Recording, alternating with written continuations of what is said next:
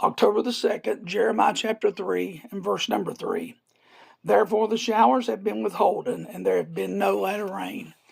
In the Bible, God often associates rain with revival or blessings. When the rains are falling, God's pleased and his people are being blessed. When God's people rebel, God shuts up the heaven and sends judgment through the withholding of rain. Elijah delivered the message to Israel in 1 Kings that the rains would be held back because of their wickedness. For several years, drought brought Israel to their knees.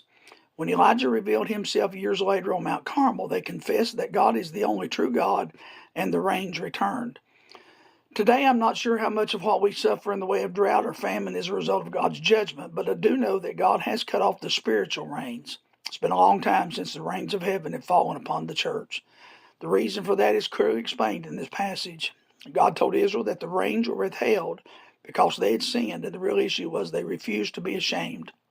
America and the church are surely experiencing the judgment of God.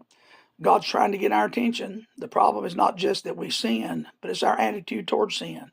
We're not ashamed and have no desire to repent.